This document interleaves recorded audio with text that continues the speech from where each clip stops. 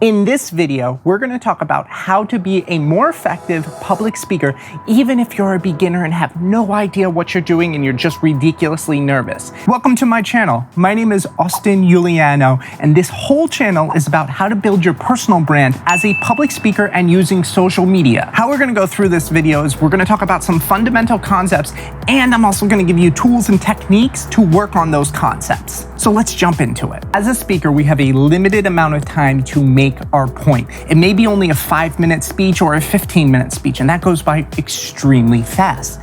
Therefore, before you get up on stage, you want to look at the end result you wish to achieve, the key concept or the main points you want the audience to take away. After you write that down, then reverse engineer what other points need to be made so that way that one key point is communicated. A way you can look at this is tell them what you're going to tell them what you told them. If you break your speech down to that simple structure, you will be able to communicate your message. In this video, you're going to learn the key steps you need to know to be an effective public speaker, even as a beginner. We're in the section where I'm explaining what that is, and at the end, there will be a recap. As a speaker, we need to practice. This is one of those skill sets where you can't just go onto Skillshare and watch some videos and then be good, sitting in your home doing it on your computer. It doesn't work that way. You actually have to get up and you actually have to practice. There are two ways I'm going to recommend. The first way is you go to an organization called Toastmasters. It's a brilliant organization where people get together every week. They practice public speaking. If you're brand new, it's a perfect place to start. This is actually where I started and where a lot of famous public speakers have started. The other way to practice, if you're scared to even go to an organization like that, is grab your phone, set it up, and record 2 to 5 minute videos of you just talking, looking at your camera, sharing a thought or an idea, and record it. You don't have to post it on social media or anything like that, but just the act of recording and speaking to the camera, then watching yourself and going, ooh, here's how I can be better, and practicing on your own. If you do this every day for 90 days, you're going to be a very effective public speaker. And then you can go to the Toastmasters and get up on stage and actually get that feedback. But you learn how to be concise in your message. You learn how to communicate with energy. You learn so many things about yourself. The next thing to focus on is learning how to engage with your audience in a natural manner that works for you.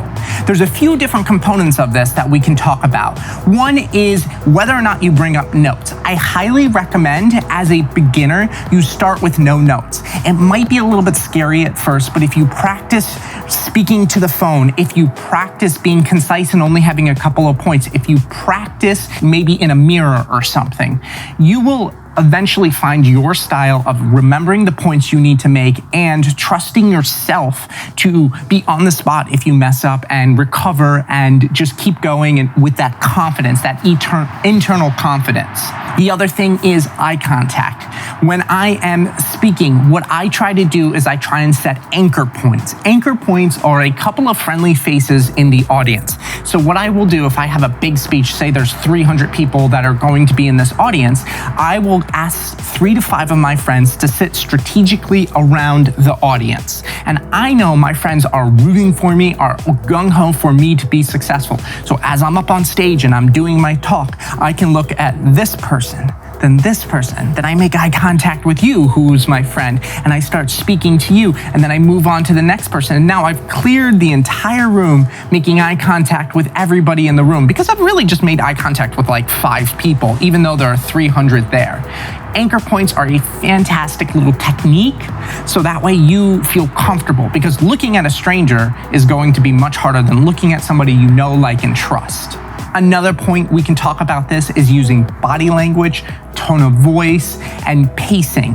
Now, if you're going to a program like Toastmasters and you're testing this and repeatedly getting up on stage, you kind of learn what works for you. Some people are eloquent speakers and use verbose language, and it really draws you in because they paint these beautiful symphonies of words and ideas. Other people, like myself, I'm a very movement-oriented person. I use my whole body language and I get into it. It's that Italian blood. It's that just comedy that I like to bring in. Some people are very rigid and they want to stand still, firm and in their power. Knowing how to use your body, knowing how to use your words, knowing how to use pacing and pauses is a really valuable skill.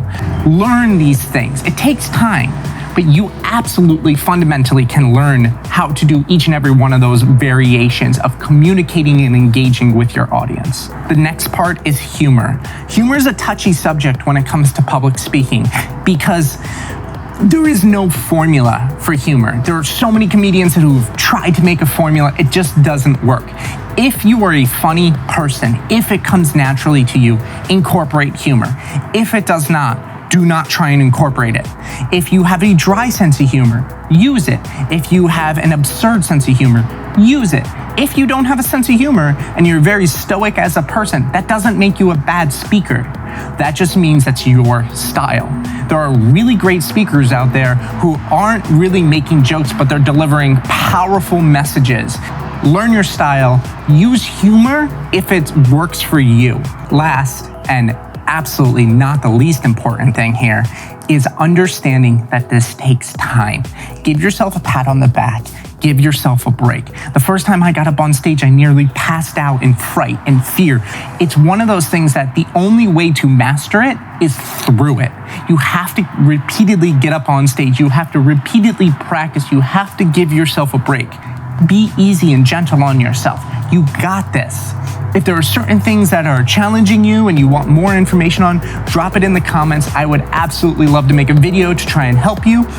If you like this video, please make sure to like it, subscribe, hit that bell for notifications, all that stuff. You know, this is the whole YouTube game. I deeply appreciate each and every one of you, and I'll see you guys in the next video.